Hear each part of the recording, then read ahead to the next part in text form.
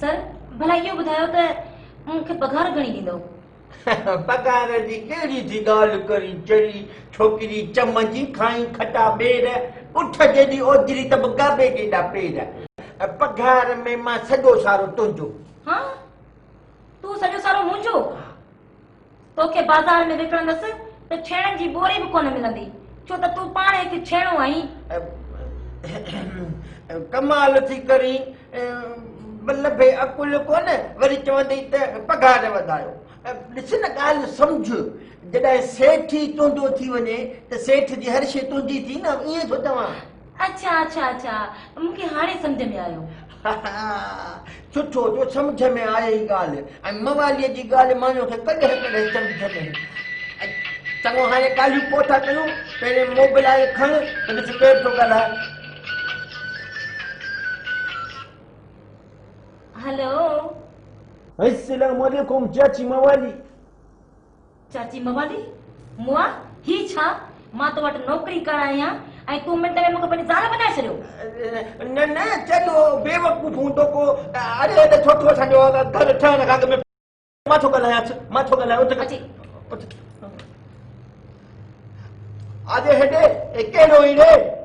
अस्सलाम वालेकुम चाची मवाली। अरे मूंखे बि चाची? अरे हेॾे औरत ऐं मर्द में फ़र्क़ु तो सम्झ। मां चाची चयसि। वो चाची मवालू जोड़े के झटपट पूरा बकमल जी बकाया रहेला पेजारो जे पैसा पिणे नी थी काठन जो कांच पाए घुमी थी बोस की बाके वठी ॾिनी गुलामत गरवारी के वठी ॾिनी चिकनो चाची ला वरती सोटी कपड़ो ससला वरती तुझे पिणे जो बचे ही है। अरे हेॾे बिरे कर हिकिड़ी ॻाल्हि तो ॿुधा। असां जॾहिं घर में न आहियूं त असांजे माइनि खे पंहिंजो मासा तो सम्झी उन्हनि खे कपिड़ो ओधर ते ॾेई हलिया था वञूं। हा ऐं हाणे वरी असां छा रोब था कयूं? मोतबर थी विया हो न हिन करे छा कंदे?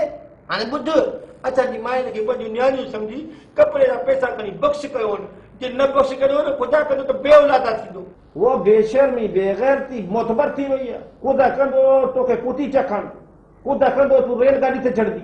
हाणे ॿुध, मां तोखे पिट सेखारियां थो, सिख। अच्छा मूंखे पिटण कोन थी अचे?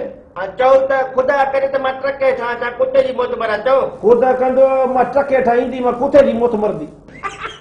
हाणे पिट सॼो ॾे वेही पिट। अरे हेॾे तुंहिंजी पिट मूंखे असर न कंदी, मां ॿुधाए छॾे। हा बाक़ी जे तुंहिंजे पिटण ते का असांजी कुरारी मरी पई न त कारो करे मारींदुसि, ॿुधाए छॾे। वो चयो मूंखे कारो करे मारींदी तुंहिंजे पिणे जो बचे असांखे पंहिंजा पैसा ॾिन त असां तोखे पिटींदी। चङो हाणे यार ग़रीब जो ॿार ई पिटणी तोखे कोन थो अचे ॾोकर ॾिए थो।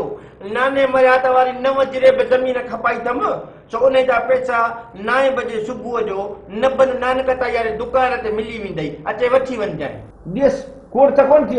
अरे हेॾे मूं कॾहिं सच्ची कोन ॻाल्हायो कूड़ किथां?